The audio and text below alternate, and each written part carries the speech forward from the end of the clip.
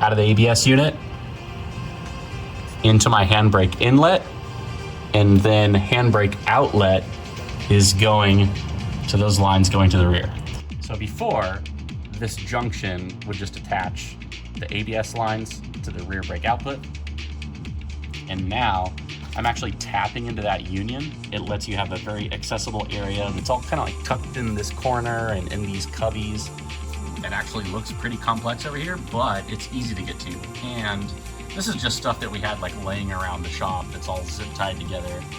But now that we know exactly which style all the connections are, every single fitting, and we're gonna make some custom fittings and maybe even a custom T so that only one line is going from that machined T to feed our handbrake system. This is the way to go for the ease of installation. All right, so this is where we're coming in. Like, it basically comes out of the steering shaft across the pedals, and then we're gonna make our entry point right here.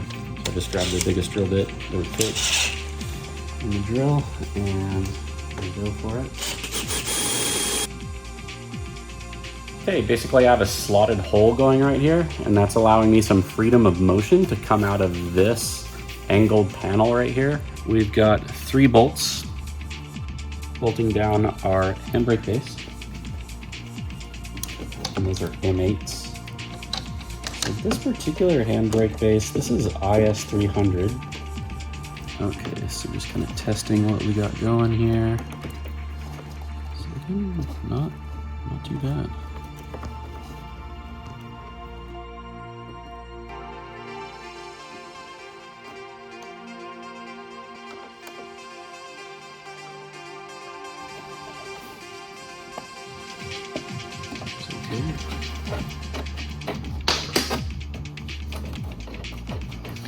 So now we'll just undo this hose for testing, and we'll bring the whole thing in the car and make our final connection.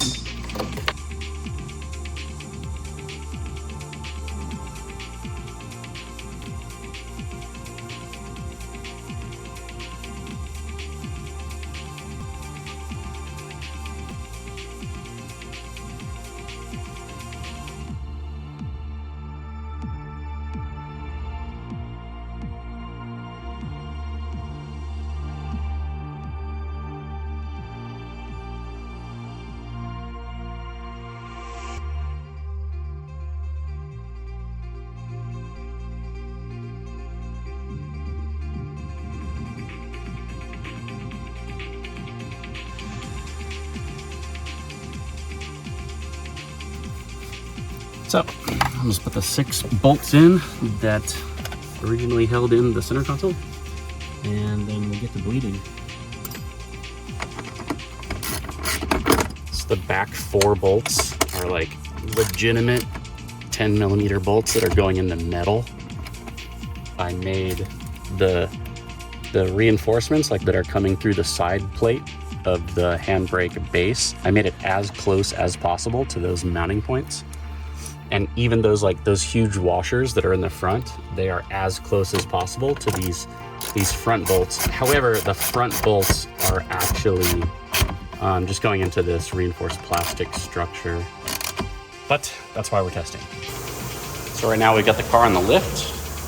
We have removed all the wheels. We are ready for the bleed process. We've even got the pressure cap on the master cylinder reservoir. And the only issue is that 2024 Model 3 just doesn't have the brake flush routine buttons, which are normally right here on any Tesla except for this one. But because we've got the lines teed off in the rear, we're gonna bleed the rear as we normally would. So we're gonna do rear right. So I'm just gonna hit brake stiffness test and run. So it's kind of doing what I would do if I was like pumping the brakes.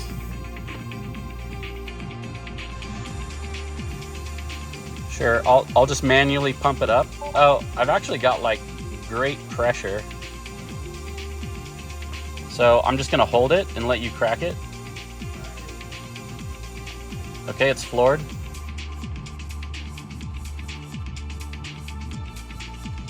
Are you just like no bubbles on all those or what? Yeah, the pedal's feeling like freaking solid. Okay, so with the pressure cap off, we're just filling it up.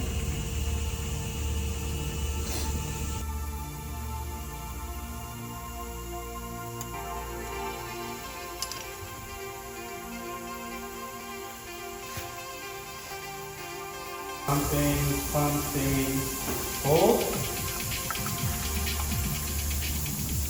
Floor. Okay, yeah, we got a few air bubbles on that one. That's good. Pumping, hold. Floor.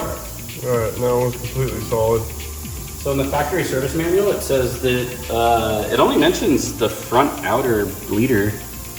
Yeah. I don't know why. I guess it would just flow the bubble right past. Yeah, I mean, I think the inner pistons into the outer one. I think it's more of a concern when it's like they're brand new calipers and totally dry. Pumping and holding. Floor. There's no bubbles up here, so. Okay. Sure. All right, so we pulled that guy off one last time, filled up, and then we're just gonna double check our notorious air point, which was the passenger rear.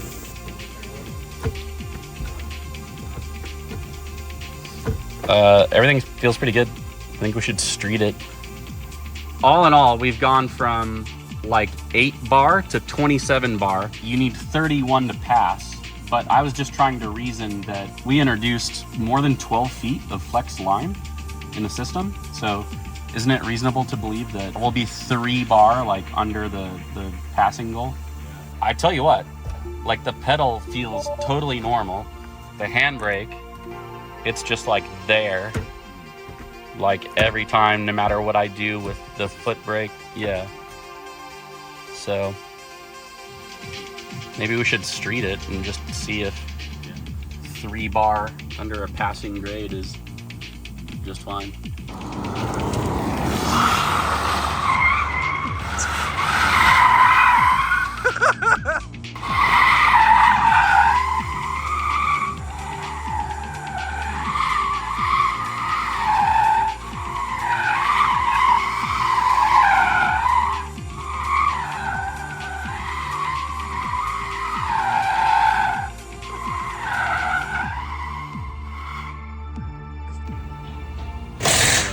Due to the fact that was a little scary, the 275s are in the car, and I'm putting on some 245s.